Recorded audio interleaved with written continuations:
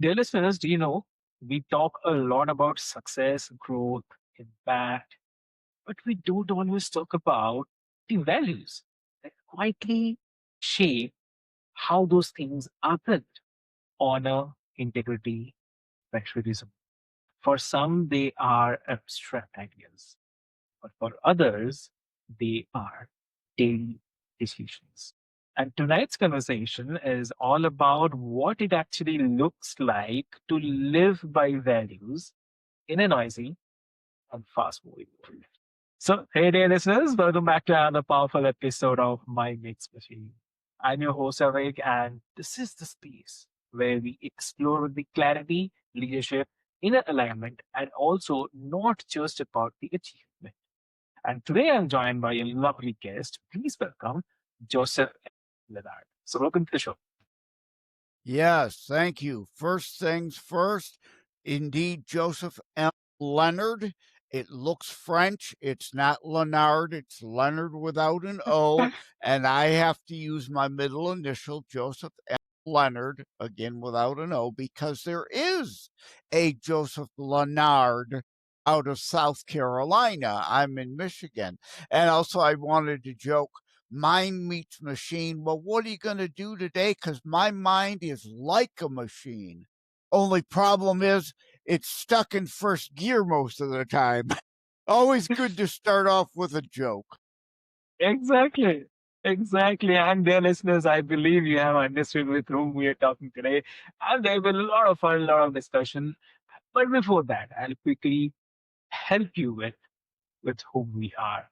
So Joseph is the number one best-selling author of Terror Strikes, coming soon to a city near you, and the host of Christie Tutorialist Politics podcast. So his work spans writing, podcasting, public conversations, rooted in the honor, integrity, and the personal responsibility. And in this episode, we are exploring like how value-driven thinking shows up in the leadership, creativity, and the mental resilience, especially when the world feels divided and fluid.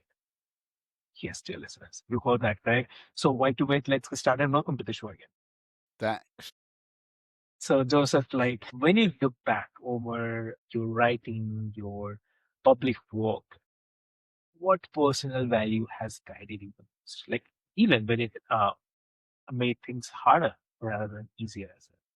Yeah, well, having honor integrity sometimes does make life a lot harder. Liars, cheats often get ahead by lying and cheating, right? And indeed, my bio, honor, integrity, patriotism, I didn't choose those words. Those were chosen for me, about me. And I was so taken aback by Don McCauley of the Author Show saying that about me. I said, well, that's obviously my bio line now. But yeah, living by sets of principles and values do make it harder to get by at times because people want to cut corners, they want to lie, they want to cheat, they want to steal, they don't want to earn things. They don't want merit. They want theftocracy, kleptocracy, mobocracy, where they can vote other people's money into their pockets, those sorts of things. And as more and more of them start to outnumber the productive members of society, people will recall Ayn Rand's book, Atlas Shrugged. And Atlas is shrugging. And that's powerful because the values often reveal themselves like most clearly when they are there's a kind of cost attached to them. Talking about a conception or the misconception, you say, very common. Like a common belief today is that the values are very private and it shouldn't mix with the business, leadership, and also the creative work as well. So, from your experience, where does that idea fall short? If you have no honor in your personal life or business life, you're not going to have it in the other, most likely. And eventually, yeah, lying and cheating and stealing, you could get away with for a while, but eventually, usually it catches up with you. And another book that comes to mind too is people are believing in delusion. As George Orwell said in 1984, when people prefer lies, they hate the most those who are truth tellers. And so values don't disappear when we ignore them. They just operate. Yeah, Right. please. No, I would say they don't disappear, and a greater sense and greater need for positive values, positive principles, a positive morality. And all my books deal in life and living and that, trying to sow good into the world, as well as my Christitutionalist podcast about, trying to put good into the world. And you don't have to be Christian. You don't have to be religious at all of any kind to accept and understand and appreciate the concept of karma. If you put out good, right? There's also the old adage, show me your friends and I'll show you your future, right? You put out good and you surround yourself with good people, good things will happen likely for you, which is not to say ever bad things do happen to good people, as in Terror Strikes Coming Soon to a City Near You book goes into. Bad things happen to good people at times. That doesn't make you a bad person or necessarily everyone around you bad. You can be in the wrong place at the wrong time. But if you put out bad, you're likely to get back. You surround yourself with ne'er do wells, criminals, thugs, liars, and lunatics, then don't be surprised when that's what consumes your life. You try to sow good, put out good, you're likely to get it back in return. That sense of karma. And again, you don't have to be Hindi or religious of any kind or Buddhist to understand and appreciate that concept and positive morals, positive values, positive principles. It's a song. Exactly. Rick Springfield is one of my favorite artists. And yeah, I know. I wish I had Jesse's girl. Oh, I hate that song. To me, that's the worst song he's ever made. But without that clever, catchy song, he would never have gone on to the long career he's had in music, though. That was, of course, his first ultra big viral, we would say in today's terms, right? Type hits, but he's got a song on an album called Karma called Prayer. And it's one of the lines is, every bit of love I give to another, you know what I believe? It comes back to me. And also, Exactly. I send a prayer to heaven for the chance to be a better man than the man I see, presumably looking back in the mirror when we look at ourselves. And I ain't a saint, but to this I swear, I send a prayer, right? Make me better. I know I'm not, no one is perfect. No such thing as perfect on this fallen world. We're all human, frail, and flawed. And as long as we recognize that, like in my CTP's book and CTP version of the series, I'm up to 4 in the Christitutionalist Politics series of books that goes with the Christitutionalist podcast show. Anger, pride, and hubris. Well, you should be a proud person. You should be proud of being a good person. You should take pride in a job well done at work and actually earning your pay, right? You should be proud of little Johnny hitting a walk-off home run at Little League. You should be proud of little Sally getting all A's on her report card and maybe scoring the winning goal at soccer. And maybe the only goal, right? Soccer's so damn boring. 1-0. She scores the one goal in the game and they win. Damn right you should be proud of her. But if you're prideful all the time, That's the actual sin of hubris. There is a big difference. Little p pride, big P prideful hubris is the sin. That's where the danger lies. Current just released a book today, Complicated, about human nature, the human condition, the fourth in my Life and Living series of books about that. And I lost my train of thought now. But I go into these sorts of things. Life is difficult, it's complicated. We're complex creatures. Not everything will go your way, but try to put out good. You'll get good back. I talk about the issue and the distinction between pride and hubris and positive values.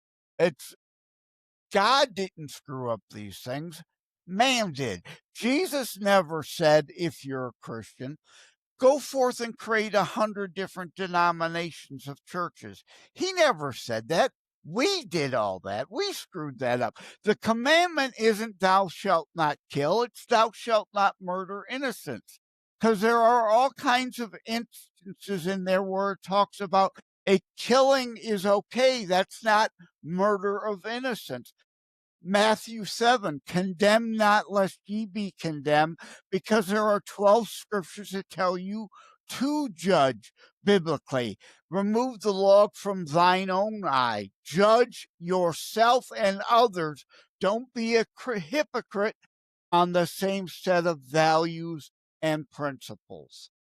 But man, we have bastardized all these phrases like the sin of hubris to be pride. No, there's times to be proud, but you can't be that way all the time. And that's in my latest book, Complicated, where I say I have the character contemplating that, right? Being prideful. There are people who don't have enough negative in their own personality.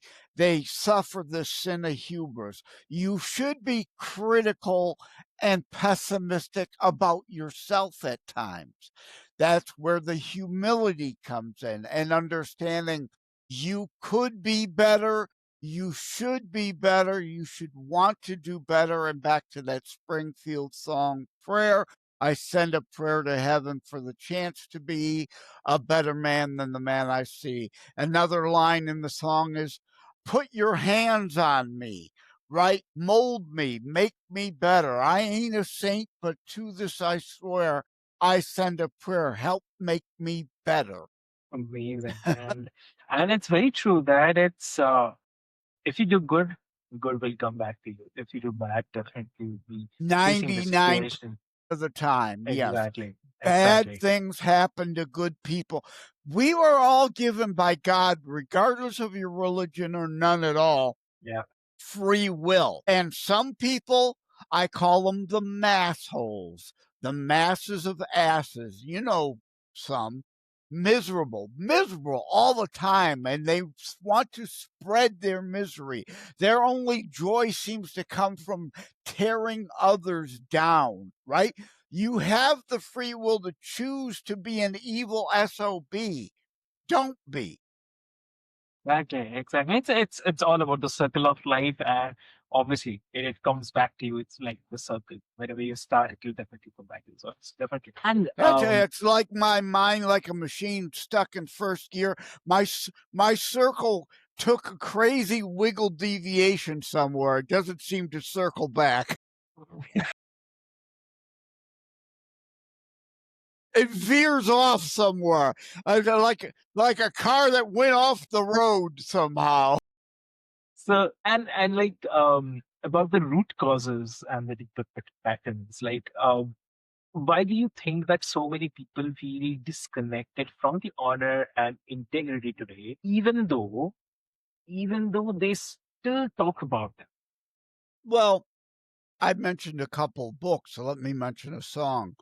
The Who, Eminence Front, right? It's an eminence front. It's a put on, and that's exactly what it is. With a lot of people, it's a facade, right? It's all a game. It's all a con. It's all a scam. What angle can they play to get something out of you? And that gap between the words and action creates the confusion, especially for the younger generations watching what actually gets rewarded. So Yeah, yeah. Get the hell off these damn things all the time and I actually get out and experience some life. Get some wisdom. You can't get wisdom. You can't learn extremely from true. mistakes if you don't go Yeah, out and accidentally make some mistakes. yeah, That's yeah, called learning. That's an yeah, education. That's part of life. yeah, As well as I go into a couple of my books, bullying, right? Online now, there's all kinds of cyberbullying. Well, I'm yeah. sorry, it's not nice, it's not good, it's not wonderful, and to what degree it matters, of course, but a little bit of bullying, I'm sorry to say, is good for a lot of people because I hate to break it to people. Life out there ain't fair. And the sooner you discover that, the better off you'll be. And you're not going to discover anything sitting your ass on your goddamn couch all the fucking time on these phones. I apologize for the language. Get a little excited No, sometimes. I totally agree. So yeah, because when I compare myself, so first of all, definitely I'm not against any of generation. I do respect the boomers. I do respect the boomers, millennials, Gen Zs, alphas. I Hey, totally respect everyone. there's Yeah. good and bad people in Yes. every Yeah. there's good and bad males, there's Yeah. good and bad females, there's good and bad young people, there's good and bad old people.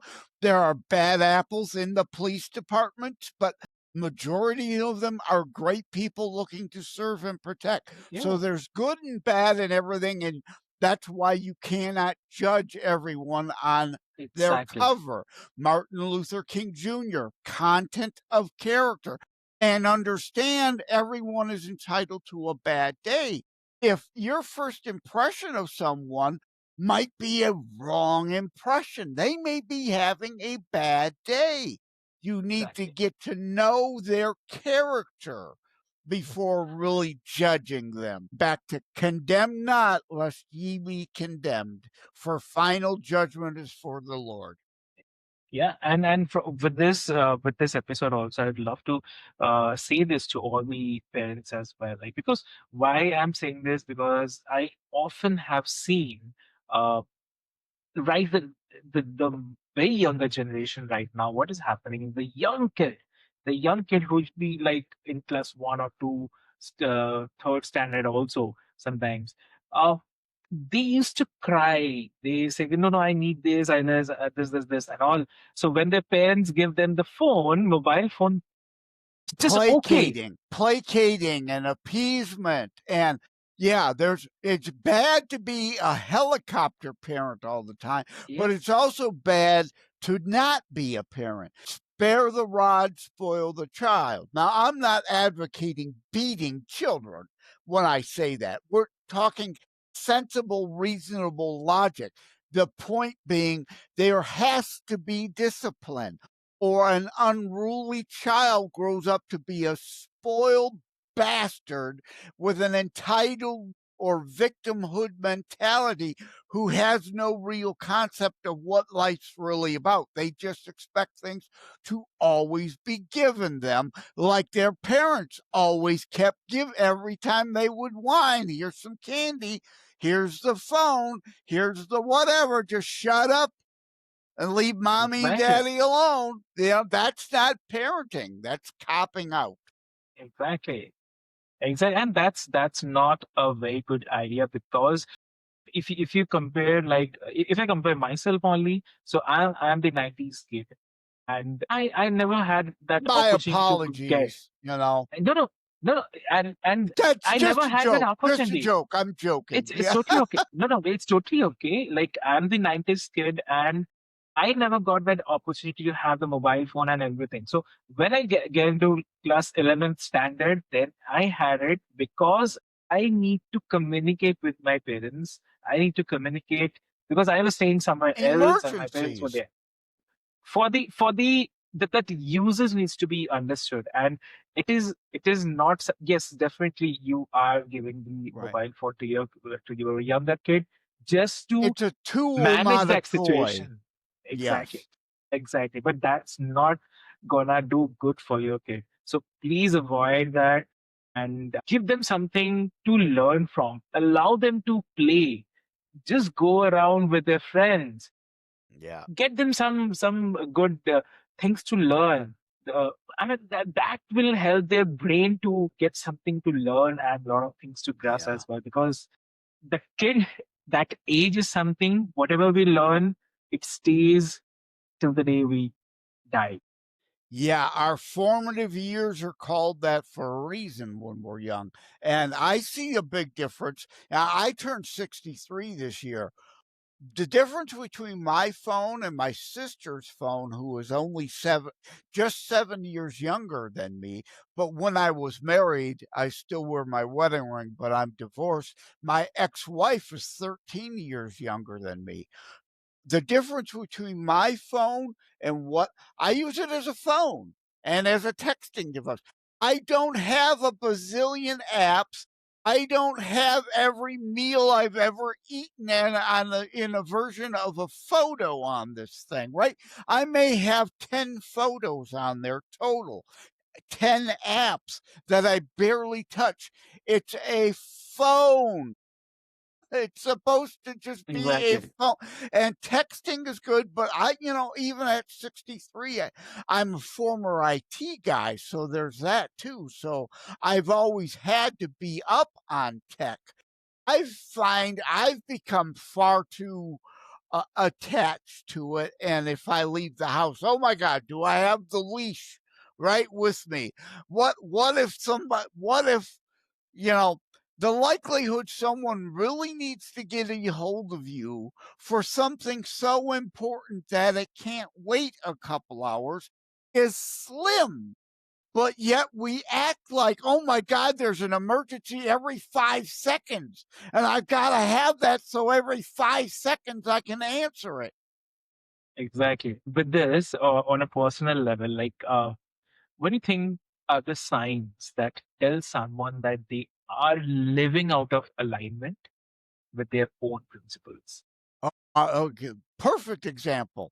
This was years ago. I went to a hockey game. I used to play hockey growing up. So I went to a Red Wing game. This was back when both my parents were alive. We went to a Red Wing game as a family. And, in the section we were in, woman behind me, clearly on a date with someone, the whole damn time she's staring at the phone. You're at a game or you're at a concert. Put the fucking phone down. Pay attention to your date. If I were that, if this would have been a woman I would have been on a first date with, I would have abandoned her. I'd have left her. Find your own way home. You need a lesson. Yeah.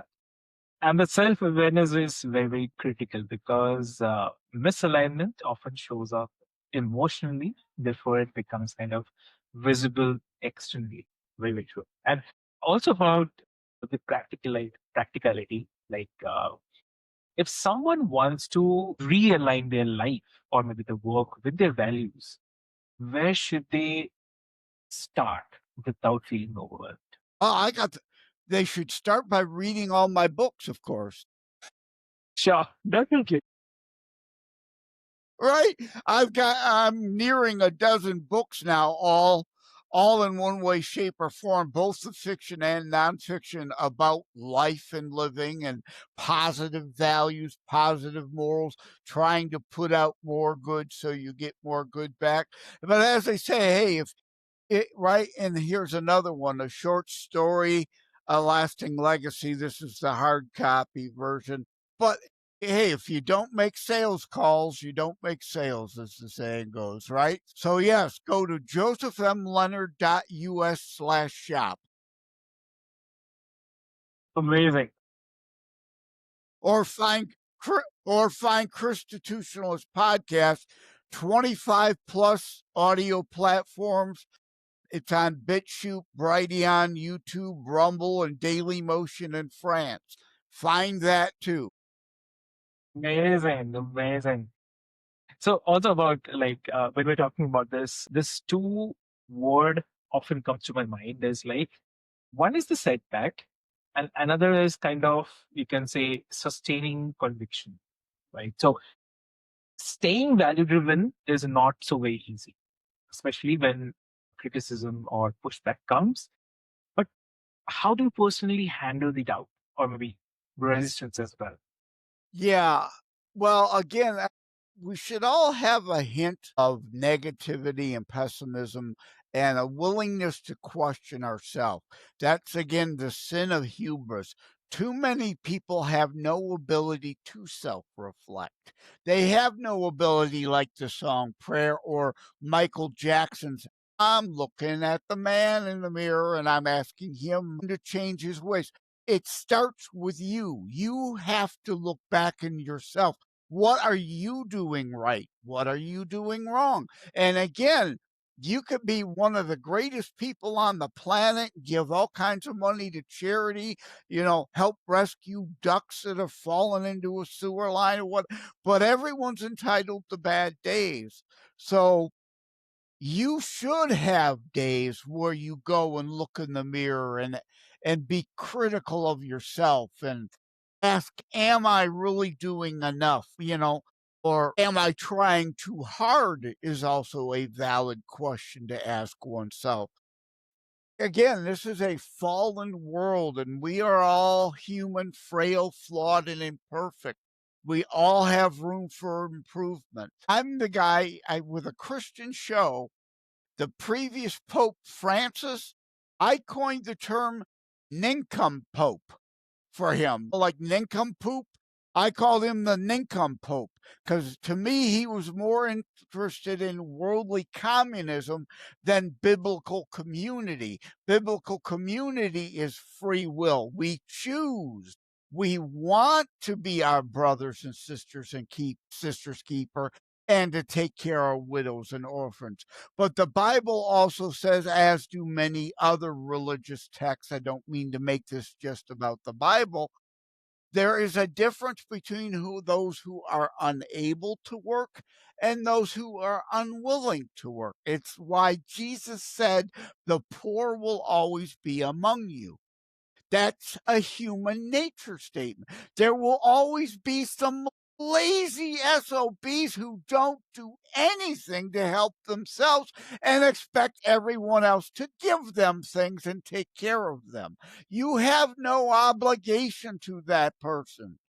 People who are trying and not succeeding, if you can help them out, you do have an obligation from a moral standpoint, religious or not, so that we Exactly. can make this a better place. Exactly. And okay, Park, Great. it's a I'm the diehard fan, so I really feel bad for Chester. Like he's no more, but his songs are something I always remember. Like it's a very famous song. It's there in the end, where Chester sings with Mike doing the Great rap. song. Yeah. So From the same album that Numb is on, I believe, right? exactly. Numbers also there. Yeah, All their songs are like all my books, life and living and exactly, complexity. Some days are good, exactly. some days are bad. Yeah, So you could be exactly. up, you could be down, and sometimes those are only seconds Yeah. apart. It is also very clear that one thing I don't know why it doesn't even matter how hard I try. Keep that in mind. I mean, it's Yep. Yeah. so relative and it's so. And if I don't know if it goes to Linkin Park, but But the life it's lesson there is yeah, not give up. The life lesson is keep trying. And again, you yes, learn through trial and error. You learn through mistakes. You learn who other value principled, positive, moral people are that you can trust. And you learn who the people are you cannot trust and cannot rely on and you get yourself in trouble, again, show me your friends, I'll show you your future. Surround yourself with a bunch of ne'er do wells. Don't be surprised if you land up in cuffs and in prison. Exactly, exactly. So, uh, so yes, all loves to the Linkin Park and the Dean Chester. I really love you, Mike. You are the great. So I'll definitely, I love it because they're also coming to India this time. They have the concert. They're doing the ground zero. Another modern group I like that's kinda has a hard edge to them, like Linkin Yes, Park yes. is So Disturbed. I love Disturbed. Five Finger Death Punch. yeah, They've got a song that sometimes if I'm feeling they got a song called Wash It All Away, right? As I get so angry with how pathetic a lot of people are, and the song is here waiting for someone to wash it all away. And I have days like that. God, this place is so messed up. Blow it all up. Wash it all away. Start over again. This is a failed experiment. exactly. Amazing. So, for the listeners who feels kind of mentally exhausted and morally conflicted right now, what would be one question they can ask themselves tonight to reconnect with who they really want to be? What is it? Great question. And I deal in a lot of my books about suicide prevention because the question is that we all, well, unless you suffer the sin of hubris, most people at some point in their life ask, is my life worth anything?